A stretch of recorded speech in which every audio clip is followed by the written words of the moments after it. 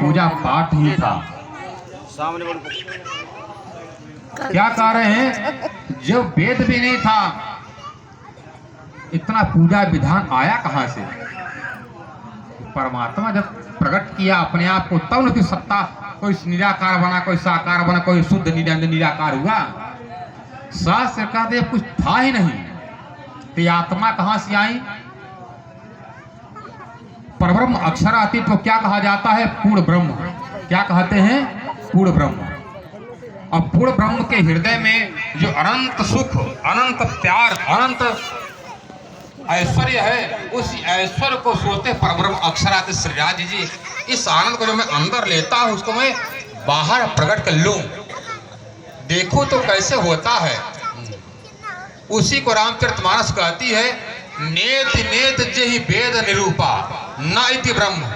ये ब्रह्म नहीं है, ये परमात्मा नहीं है। नेत नेत जेहि वेद निरूपा, निरूपण करता वेद, कैसा परमात्मा है?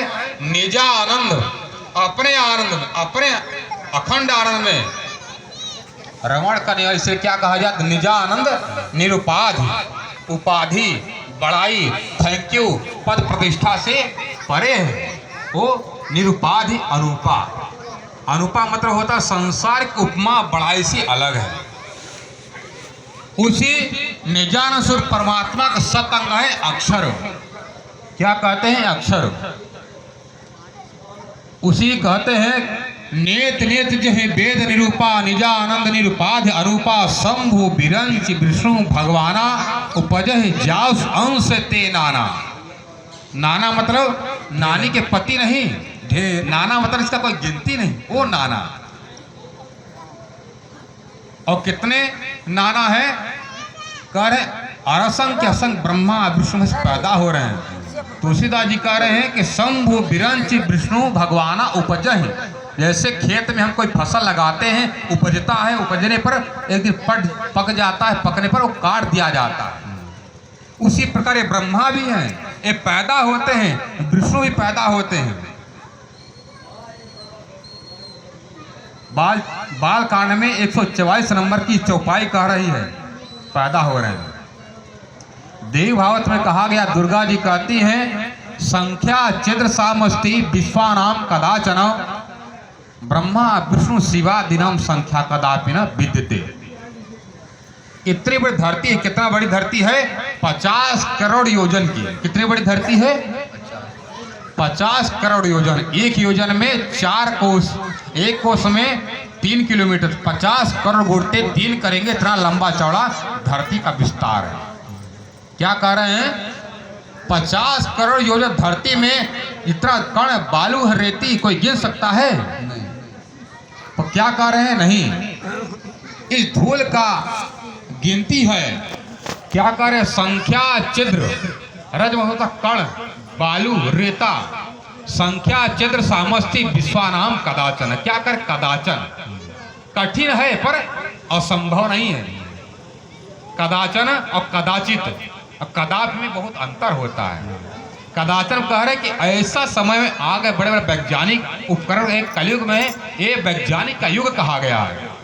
ऐसे से वैज्ञानिक है जो रेती के कण कण को गिनती करके बता सकते हैं, पर ब्रह्मा विष्णु शिवादि नाम संख्या कदाप न विद्यते।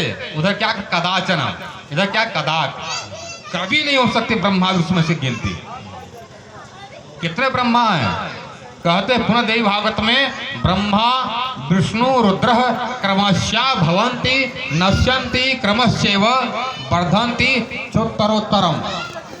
ब्रह्मा विष्णु महेश पैदा होकर के मरते रहते हैं। जब ब्रह्मा नहीं रहेंगे, विष्णु नहीं रहेंगे, शंकर नहीं रहेंगे, तो उनका बनाया संसार कैसे रहेगा?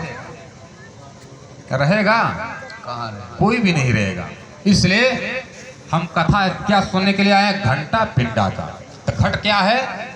घाट। और घट होता घड़ा, और पिंड होता शरीर।